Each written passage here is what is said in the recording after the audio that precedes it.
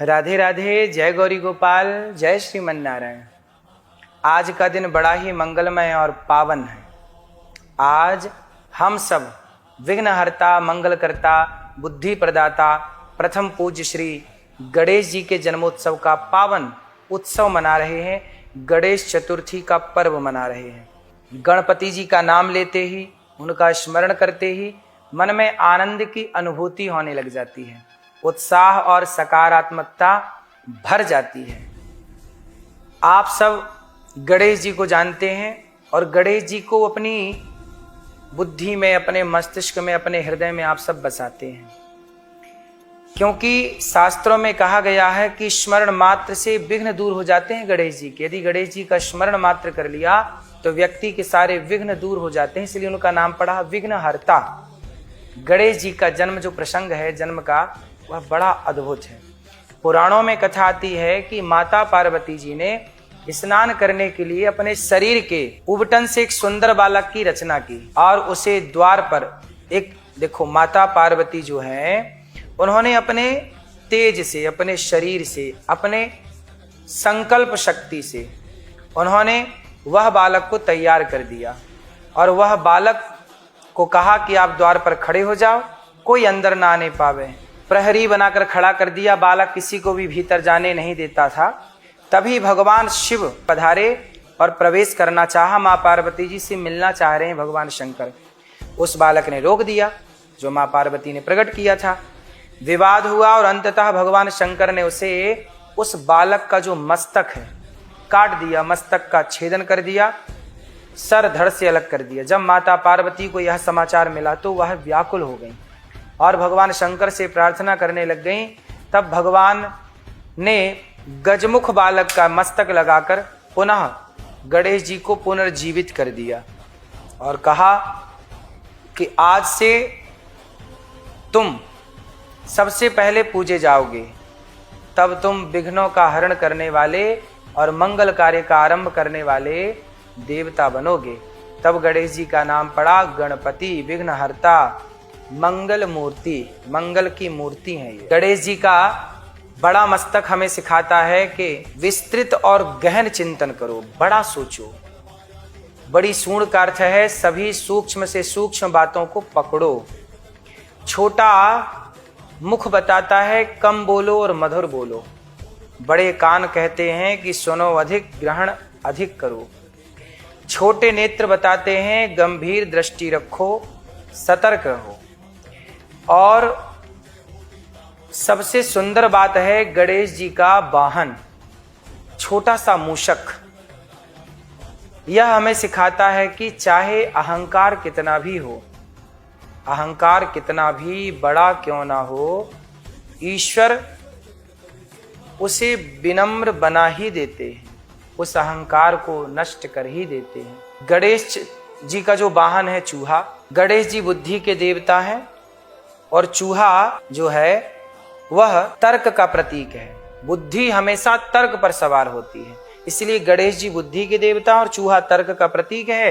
तो गणेश जी अर्थात बुद्धि, चूहा अर्थात तर्क पर, बुद्धि हमेशा तर्क पर सवार होती है, इसलिए बुद्धिमान तर्क करने वाला होता है, इसलिए गणेश जी चूहे पर विराजे हैं। गणेश चतुर्थी का महत्व है, इस दिन गणपति जी की प्रतिमा स्थापित कर 10 दिनों तक पूजन, आरती और भजन करना चाहिए। भगवान गणेश जी का, भगवान का ध्यान करना चाहिए। गणेश जी की पहली पूजा क्यों होती है? एक बार भगवान शंकर ने, माता पार्वती ने कहा, हे कार्तिकेय जी और हे गणेश जी, जाओ पूरी पृथ्वी की परिक्रमा करके आओ। तो कार्तिकेय जी परिक्रमा करने चले गए और भगवान गणेश जी चूहे पर कैसे आगे जाएं? तो गणेश जी ने अपने माता पिता मतलब पार्वती और भगवान शिव की परिक्रमा कर ली और बैठ गए। जब कार्तिकेय जी आए तो उन्होंने कहा, हमने तो पृथ्वी की परिक्रमा कर ली, अब बताइए सबसे बड़ा बुद्धिमान कौन? तो भगवान शंकर बोले कि गणेश जी सबसे बड़े बुद्धिमान हैं। क्यों? क्योंकि इन्होंने माँ बाप की परिक्रमा कर ली। जो माँ बाप की परिक्रमा कर लेता है वह सृष्टि की परिक्रमा करने का फल प्राप्त कर लेता है। तब से गणेश जी प्रथम पूज्य बने और भगवान शिव आदि सब ने प्रथम पूज्य माना। एक बार गणेश जी की भक्त गणेश जी से प्रार्थना करते हैं कि हमारे जीवन के सभी विघ्न दूर हो जाएं, बुद्धि और विवेक की प्राप्ति हो। और धर्म मार्ग पर चलने की प्रेरणा प्राप्त हो। शास्त्रों में वर्णन है कि गणेश चतुर्थी की रात चंद्रमा को देखना वर्जित माना गया है। चंद्रमा को यदि आप देख लेते हैं गणेश चतुर्थी के दिन तो कलंक लगता है। जो आपन चाहे कल्याणा, सुजस सुमति शुभ गति सुख नाना, सो पर नार लीलार गुसाई, तजऊ चौथ के चंद्र की नाई।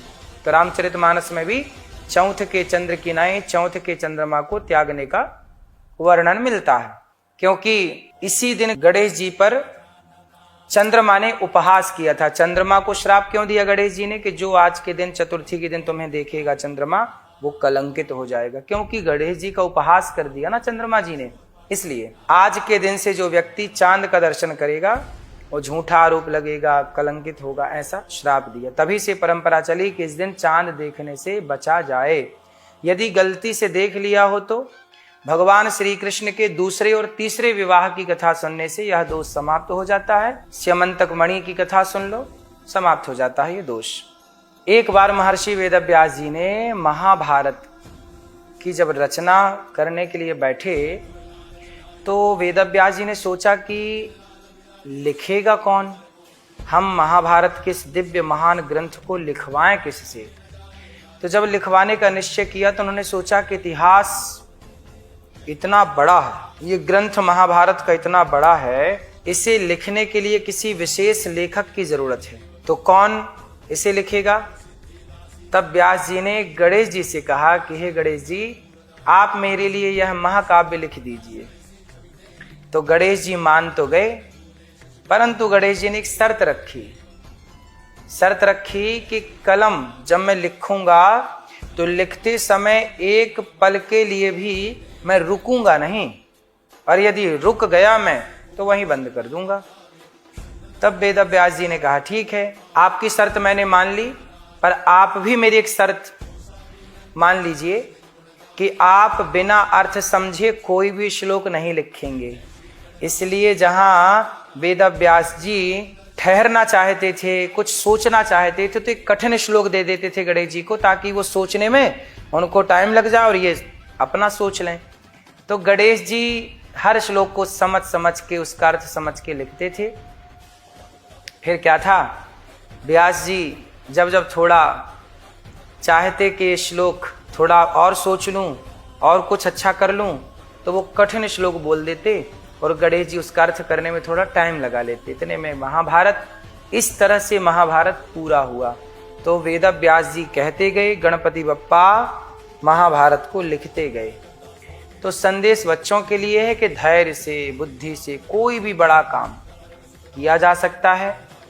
आप बड़े बन सकते हैं, अपने विचारों को बड़ा कर सकते हैं। गणेश जी जब लिख रहे थे महाभारत तो हर श्लोक को वो समझ के लिख रहे थे। इसका मतलब ये है कि आप कोई भी काम करिए, आपके लिए मैसेज है, कोई भी आप काम करिए तो समझ करके करिए। किसी ने क्या कहा कोई बात नहीं, आप क्या कहने जा रहे हैं। किसी ने क्या देखा कोई बात नहीं, आप क्या देखने जा रहे हैं।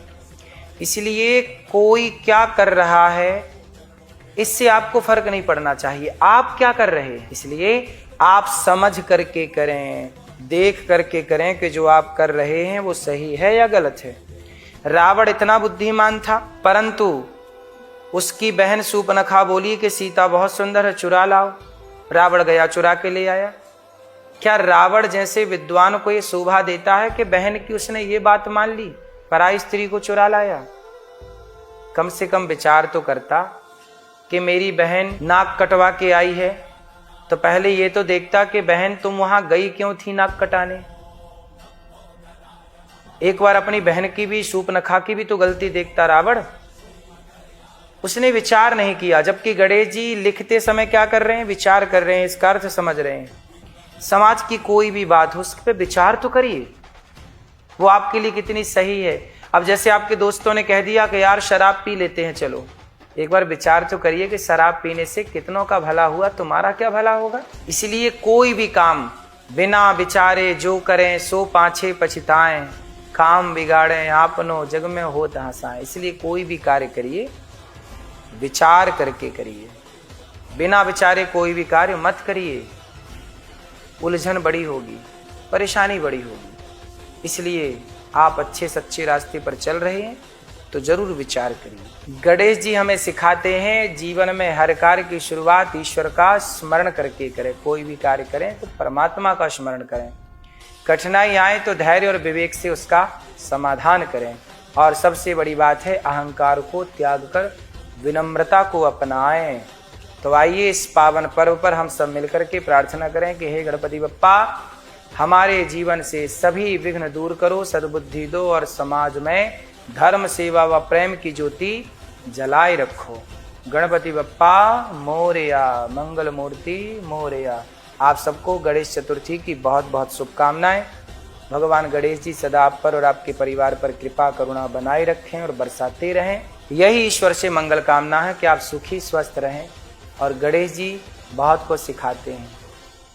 गणेश जी को लड्डू का भोग लगता है। लड्डू अनेक दानों से मिलकर बना होता है।